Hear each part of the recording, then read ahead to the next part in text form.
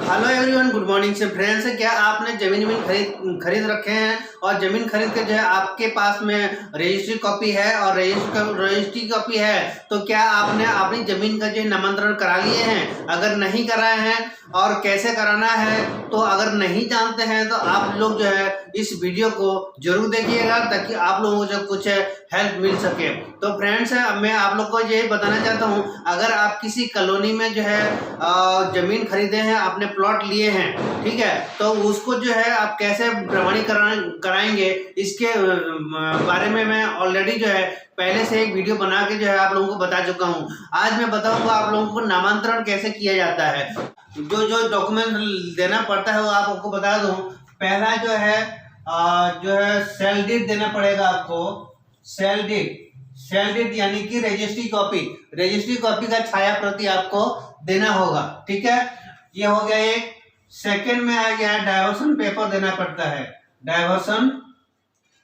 Diversion का paper, यानी कि डाइवर्सन पेपर एक ही पेज का होता है, एक ही पेज का बनता है। डाइवर्सन शाखा से बन के जो है आ जाता है, वहीं से बनता है, डाइवर्सन शाखा से बनता है और ये डाइवर्सन पेपर रहता है। डाइवर्सन का मतलब यहाँ पे जो है मैं इसको बता दूं, डाइवर्सन पेपर क्या होता है। यहाँ पे डाइवर्सन पेपर का रहेगा आपको, तो यहाँ पे आपका जमीन जो है आवासीय है या कमर्शियल है, वो सारी चीजें यहाँ पर पता चल जाता है। तो इसी वजह से इसको जो है देना पड़ता है।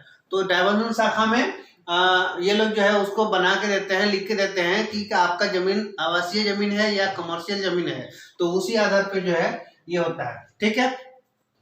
और तीसरा नंबर में आपको आपका जो है आपका आधार कार्ड देना पड़ेगा आपको। आधार कार्ड का छाया प्रति, है ना, आधार कार्ड फोटोकॉपी, आधार कार्ड का फोटोकॉपी आपको देना होगा। तो ये सारी चीजें आपको नगर निगम या नगर पंचायत में देना रहता है, तभी जाके आपको जो है आपका नामांतरण होता है, ठीक है। तो ये सारे डॉक्यूमेंट्स आप लोगों को जो है वहां पे देना पड़ेगा, तभी जाके जो है नामांतरण करेगा। तो नामांतरण करेगा उसमें जो है आपको जो है रसीद और नगर निगम से जमीन का रसीद, यानी कि जमीन का रसीद देगा, यानी कि टैक्स रसीद, आपके जमीन का टैक्स रसीद आपको बनाकर वहां पे देगा। और भवन निर्माण का और प्लस जो है भवन निर्माण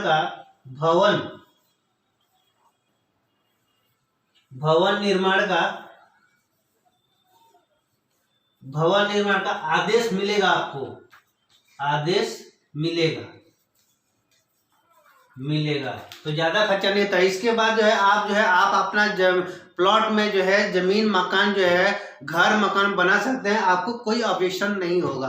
हर साल जो है आपके जमीन का जो है टैक्स पटाना रहता है, जो भी टैक्स लगता है जमीन का टैक्स, वो सारी चीजें पटाना रहता है। वहां पर ये तीनों डॉक्यूमेंट्स ले जाकर वहां पे आपको जो है वहां पे देना है अधिकारी लोगों को। और प्लस जो वहां से आपको जो है एक आपका जमीन का एरिया देखकर, वो रजिस्ट्री कॉपी के हिसाब से उन लोग खुद देख लेंगे। देखने के बाद आपका प्लॉट का एरिया के हिसाब से उसको जो है आपका टैक्स कटेगा यहाँ पे, वहाँ पे जमीन का टैक्स का रसीद आपको काट के देंगे। यानी कि अगर आपका यहाँ पे एक चीज़ और बता दूं, मेन चीज़ देखिएगा, ध्यान से सुनिएगा, जो कि डाइवर्सन पेपर में उसमें लिखा रहता है कि आपका ज़मीन आवासीय है या कमर्शियल है। कमर्शियल का मतलब ये होता है कि आप उस प्लॉट में उस ज़मीन में आप दुकान खोलना चाहते हैं या गोदाम बनाना चाहते हैं या किस चीज़ के लिए उसको जो है या फैक्ट्री बैठाना चाहते हैं, किस चीज़ के लिए है वो आपका ज़मीन, तो उसी हिसाब से जो है वो उसको बोलते हैं कमर्शियल। अगर आप जो है उस प्लॉट में या उस ज़मीन में आप घर बना के वहाँ पे रहना चाहते हैं, तो वहाँ पर हो जाता है आपका आवासीय प्लॉट, ठीक है। तो आवासीय प्लॉट का जो है अलग टैक्स लगता है और कमर्शियल प्लॉट का अलग टैक्स लगता है। यानी कि कमर्शियल, आवासीय से कमर्शियल टैक्स का थोड़ा सा ज़्यादा टैक्स लगता है, ठीक है। तो वो सारे जो रसीद जो है आपको नगर निगम या जो है नगर पंचायत से आपको मिल जाता है। आपको भवन निर्माण का आदेश भी आपको बनाकर वहाँ से देंगे, यानी कि भवन निर्माण का आदेश लेटर आपको वहाँ से परमिशन मिलेगा। तो ये सारे चीज़ें होता है प्रोसेस, ये जो है नामांतरण का प्रोसेस, तो इसी को बोलते हैं नामांतरण कराना, ठीक है। तो ये और इसके बाद जो है मतलब यानी कि ये जब आदेश मिल जाता है आपको, ये भवन निर्माण का आदेश आपको जब मिल जाएगा तो आप जो है अपने प्लॉट में या अपने ज़मीन में जो है आप अपना घर मकान बनाना शुरू कर सकते हैं, आपको कोई ऑब्जेक्शन नहीं होगा। तो इसी को बोलते हैं नामांतरण। तो फ्रेंड्स मैं चाहता हूं कि आप लोगों को जो है जो मैं आपको बताया तो आप लोगों को समझ में आ गया होगा कि कैसे जो है नामांतरण किया जाता है अपने ज़मीन का। तो अगर आप लोगों को समझ में आ गया और आप लोगों को मेरा वीडियो अगर अच्छा लगा तो ज़रूर लाइक कमेंट शेयर और सब्सक्राइब जरूर कर दीजिएगा, ताकि मैं ऐसे ही जो है अब ज़मीन से रिलेटेड वीडियो और लेकर लाते रहता हूँ। बेल घंटी को जरूर दबा दीजिएगा, ठीक है।